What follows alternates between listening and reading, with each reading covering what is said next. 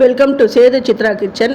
நல்ல கிறிஸ்பியான டேஸ்டான ஆனியன் பக்கோடா எப்படி பண்ணுறதுன்னு பாருங்கள். இது வந்து பர்ஃபெக்ட் டீ டைமுக்கு சூப்பரான ஸ்நாக்ஸ். இது எப்படின்னு பாருங்கள். நான் இதுக்கு தேவையான அளவு வெங்காயம் எடுத்திருக்கேன். பச்சை மிளகா ஒரு 4 பச்சை மிளகாவை நீட்டமாக கட் பண்ணி சேர்த்துட்டேன். கொத்தமல்லி கருவேப்பிலையும் சேர்த்துட்டேன்.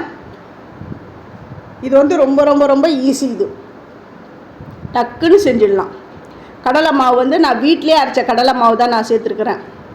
அது 1.5 குழிக்கரண்டி கடலை மாவு.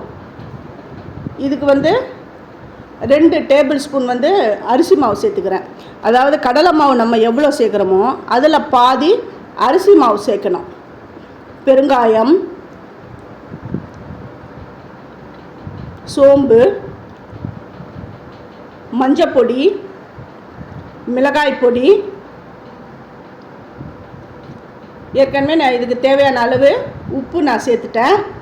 இது எல்லாமே சேர்ந்து அப்படியே பெசரி விடணும். தண்ணிலாம் விடக்கூடாது. ஏன்னா இந்த வெங்காயத்தில் ஆல்ரெடி அந்த ஈரப்பதம் இருக்கும் இல்லையா, அதனால் அதுவே போதும். அதுவே இதோடு சேர்ந்து பைண்ட் ஆகிடும். அதனால் எல்லாம் கலந்து விட்டு ஒரு 5 நிமிஷம் அப்படியே விட்டிங்கன்னா நல்லா அது வந்து வெட்டாகிடும். இந்த பாருங்க, இந்த மாதிரி ஈரப்பதமாக ஆகிடும். இப்போ கடாயை வந்து அடுப்பில் காய வச்சுருக்கேன். அது ஹீட் ஆகிடுதான்னு பார்க்குறேன். சூடாகிடுது. அடுப்பை மீடியமில் வச்சுட்டு இதை வந்து உதிர்த்தா மாதிரி போடணும். இந்த மாதிரி உதிர்த்து விட்டு போடணும். அப்படி போடும்போது அந்த சூடு வந்து அந்த எண்ணெயுடைய சூடு வந்து கையில் வந்து படும். அதனால் கொஞ்சம் பார்த்து அப்படி போட்டுக்கோங்க. ஃபஸ்ட்டு என்னுடைய வீடியோ பார்க்குறவங்க சப்ஸ்கிரைப் பண்ணலைன்னா சப்ஸ்கிரைப் பண்ணுங்கள். ஆல் என்ற ஆப்ஷன் தொடுங்க. அப்போ தான் நான் போகிற ஒரு வீடியோவுடைய நோட்டிஃபிகேஷன் உங்களுக்கு காட்டும். இந்த பாருங்க, கிறிஸ்பியான ஆனியன் பக்கோடா ரெடி ஆகிடுது. அந்த சலசலப்பெல்லாம் அடங்கிடுது பாருங்கள்.